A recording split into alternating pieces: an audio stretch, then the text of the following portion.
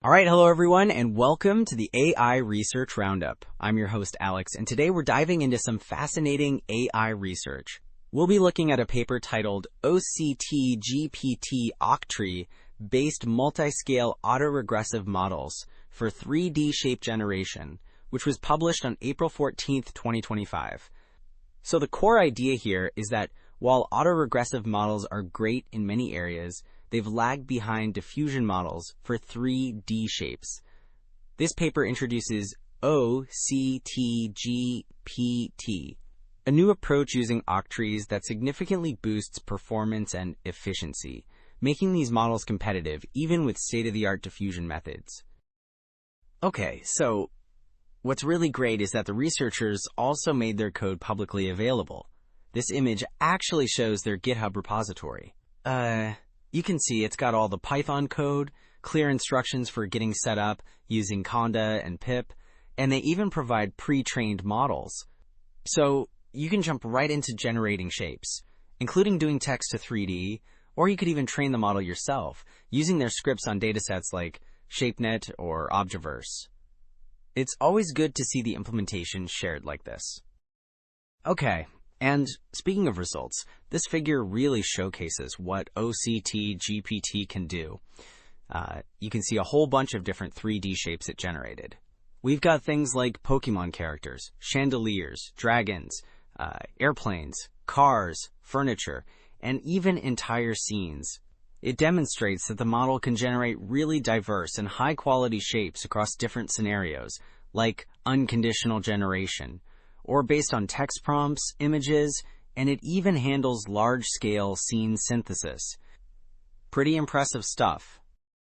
Okay, so we saw the kind of shapes OctGPT can make, and this figure gives us a clearer look at the actual architecture, how it works under the hood. You see the input 3D shape on the left. It gets processed by an encoder.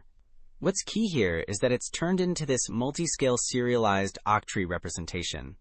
See those different colored blocky shapes? That captures the structure at different levels of detail. Then, this representation, including those binary sequences shown below, is fed into the transformer, which then predicts the sequence to reconstruct the final shape via the decoder on the right. Okay, so building on that architecture diagram, this figure gives us a bit more intuition about that multiscale Octree representation I mentioned. Although it's a 2D example here just for clarity, you can see in panel A how the shape gets mapped onto this grid, the Octree. What's really new here is how it's serialized. Panels B and C show these Z-order curves.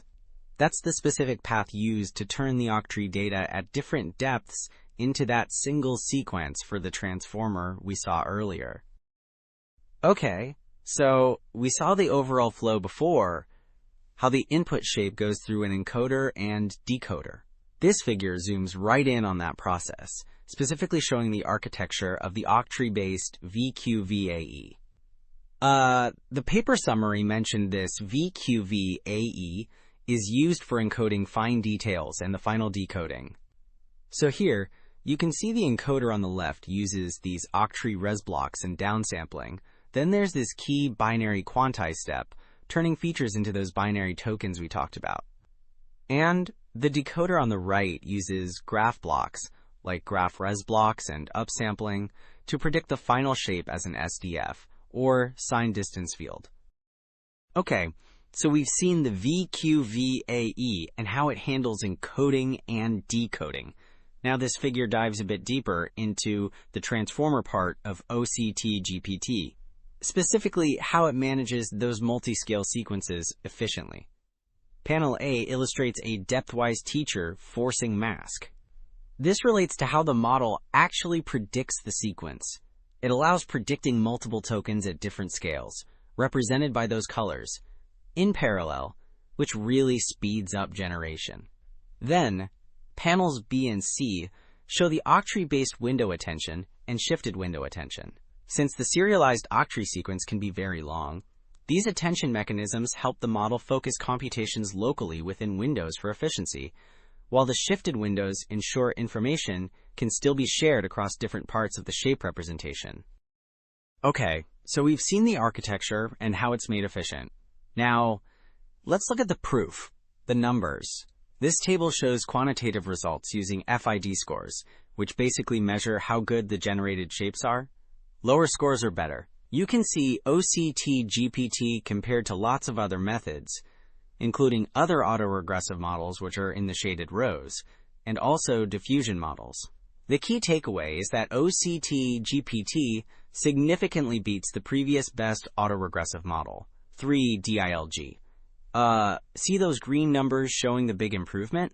And importantly, it's even competitive with or better than top diffusion models like October-Fusion and Xcube in some categories like car and rifle. So it really delivers on generation quality.